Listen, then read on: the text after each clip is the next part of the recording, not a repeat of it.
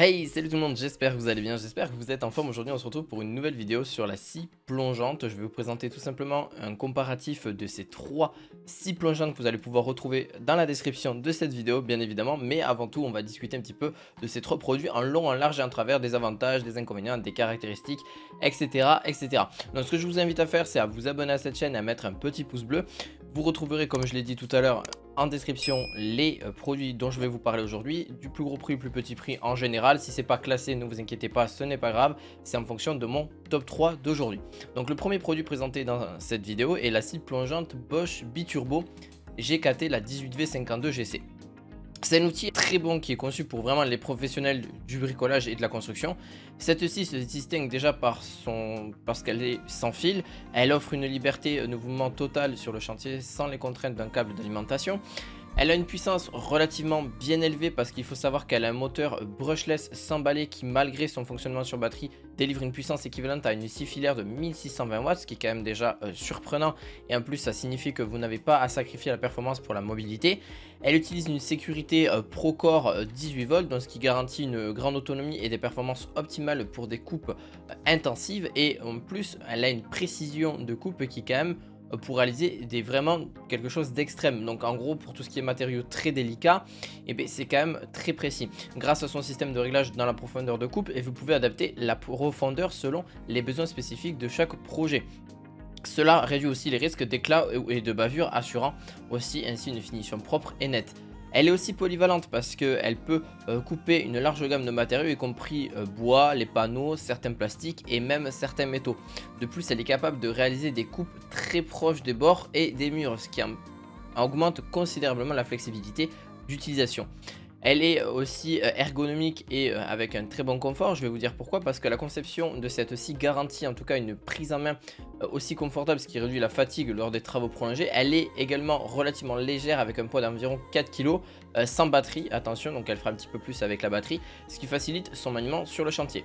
Au niveau de la connectivité et la gestion de la poussière, parce que ça c'est aussi important au niveau des scies, on a un des atouts majeurs de ce modèle, c'est sa capacité et sa compatibilité avec le système Click and Clean de Bosch, qui permet en fait de connecter facilement un aspirateur pour un environnement de travail propre et sans poussière. De plus, la scie est équipée de modules Bluetooth Low Energy permettant une connectivité avancée pour le suivi et la gestion de performance via des applications mobiles.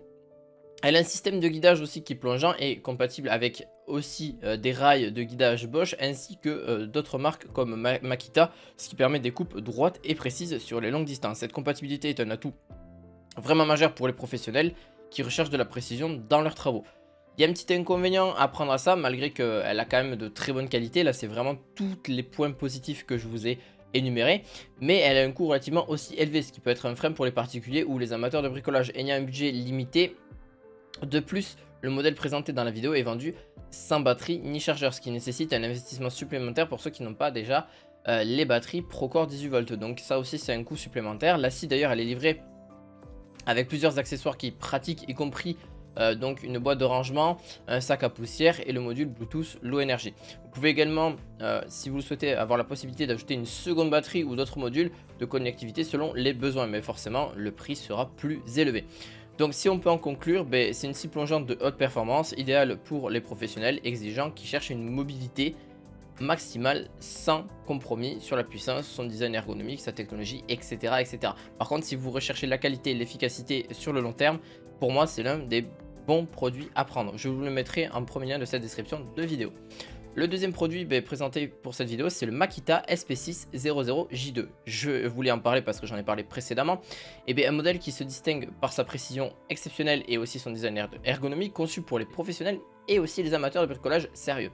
Cette scie plongeante offre une accessibilité rapport qualité-prix juste indéniable par rapport à la première que je vous ai présentée, et qui recherche un outil performant sans nécessairement opter pour la technologie sans fil. Alors, le Makita, elle est équipée de quoi? D'un moteur de 1300 watts, légèrement moins puissant que le modèle précédent, mais suffisant pour la plupart des applications de coupe. Cette puissance permet de réaliser des coupes précises et nettes à travers divers matériaux, comme le bois massif, les panneaux stratifiés et même certains plastiques. Donc les métaux, faites attention parce que ça ne va pas forcément être compatible avec celle-ci, parce que forcément c'est encore plus dur à couper. Bon bref, c'est pour la précision aussi de coupe. Par exemple, l'un des points forts de cette scie plongeante est sa capacité à effectuer des coupes extrêmement précises.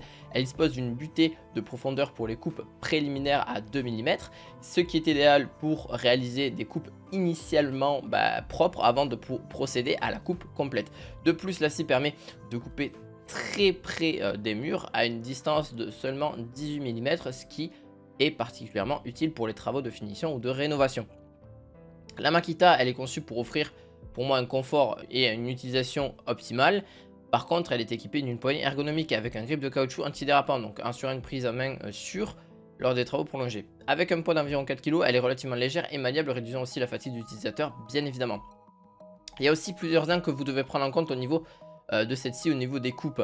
On a du 56 mm à 90 degrés, 40 mm à 45 degrés et 38 mm à 48 degrés. Donc c'est une capacité qui peut permettre de s'adapter facilement aux besoins spécifiques de chaque projet. La vitesse à vide de la scie varie de 2000 à 5200 tours par minute, donc offrant une bonne maîtrise en fonction du type de matériau et de la précision requise. Elle est livrée avec un simple paquet tout simplement et quelques accessoires, donc y compris un rail de guidage de 1,5 m, 1,50 m, une lame de scie de 165 mm avec 48 dents et une clé hexagonale et un étui de transport robuste. Donc ce qui vous fait qu'un rail de guidage qui permet de réaliser des coupes droites avec une précision accrue. Donc en vrai, son principal inconvénient, c'est vraiment qu'elle est filaire. Donc contrairement au modèle Bosch qui est sans fil, cette scie plongeante nécessite donc une connexion à une source d'alimentation, ce qui peut limiter la mobilité sur chantier, etc. Par contre, si vous êtes quelqu'un qui voilà dans son garage pour faire quelques coupes de temps en temps, c'est l'idéal. Par contre, c'est vrai que le prix est aussi beaucoup plus abordable que la première, parce que celle-ci aura besoin d'une batterie, mais imaginez que le prix va être encore plus élevé à la première, parce que je vous ai dit que la batterie n'est pas avec. Donc vous voyez, il y a quand même pas mal de choses à prendre en compte. Par contre, la fonctionnalité supplémentaire, c'est qu'avec un aspirateur, la scie est compatible avec un aspirateur par l'injection des sciures vers l'arrière, ce qui permet de maintenir une zone de travail propre et de réduire l'exposition à la poussière. Facile d'utilisation, le réglage de la profondeur et de l'angle d'inclinaison se fait facilement, sans besoin d'outils spécifiques, ce qui rend la scie pratique et rapide à ajuster selon les besoins du travail. Donc pour en conclure, elle est parfaite pour les précisions, bon rapport qualité-prix, très abordable pour les utilisateurs particuliers ou amateurs en tout cas de ce type de produit. Je vous le mettrai en deuxième lien de cette description.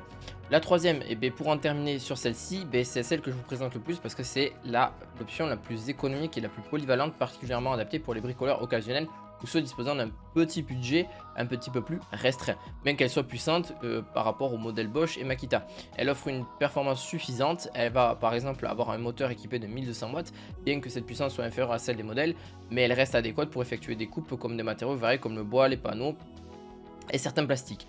Par contre, cette scie est idéale pour les travaux qui ne nécessitent pas une puissance extrême, mais plutôt une efficacité au niveau de la polyvalence et qui sera largement suffisante. Cette scie plongeante offre une type de coupe de 66 mm à 90 et de 48 mm à 45 degrés, ce qui la rend capable de gérer une large gamme d'applications de coupe. Le réglage de la profondeur de l'angle d'inclinaison se fait sans outil, ce qui simplifie et accélère le processus d'ajustement. Il y a aussi donc par exemple l'ergonomie et le confort. L'Ainel, par exemple la TEPS 165, celle que je vous parle là, a été conçue pour offrir en fait un confort vraiment optimal pour des travaux prolongés. Elle est dotée d'une grande poignée ergonomique, ce qui peut réduire la fatigue pendant l'utilisation, avec un poids de 4,75 kg. Elle est légèrement plus lourde que la Makita, bien évidemment, vous l'avez compris. Elle a une longueur de câble qui est quand même généreuse de 4 mètres, parce que oui, celle-ci n'est pas sans fil, encore une fois. Et si vous voulez du sans fil, il faudra forcément y mettre un peu la main à la pâte. Et il faudra aller sur le premier modèle de cette vidéo. Par contre, pour travailler confortablement sans savoir à se déplacer fréquemment, bien qu'il s'agisse d'un modèle filaire, la longueur du câble permet une certaine liberté de mouvement, parce que 4 mètres c'est quand même pas mal. Et en plus de ça, elle est livrée avec une lame en carbure, une butée parallèle pour des coupes droites et précises, ainsi que l'adaptateur pour aspirateur qui aide à maintenir la zone de travail. Bon, l'inconvénient c'est que sa puissance est un peu faible par rapport aux autres, mais ce qui peut limiter son efficacité pour des travaux un peu plus intensifs ou des matériaux plus durs. Cependant, ce compromis est largement compensé par son prix qui est extrêmement compétitif par rapport au premier modèle. Alors au niveau de, pour en conclure, c'est que elle se distingue par son modèle qui est très puissant malgré qu'il soit filaire. Bon, il a quand même un prix très compétitif et il est reconnu pour sa précision quand même relativement très bonne et sans avoir de problème.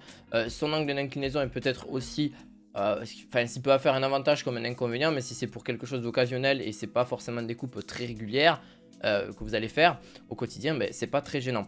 Donc voilà, ben, j'espère qu'en tout cas cette vidéo vous aura plu. N'hésitez pas à mettre un petit pouce bleu, à vous abonner à cette chaîne et vous aurez tous les liens en description de cette vidéo. Je vous retrouve à la fois prochaine pour d'autres vidéos du quotidien. À la fois prochaine, ciao ciao.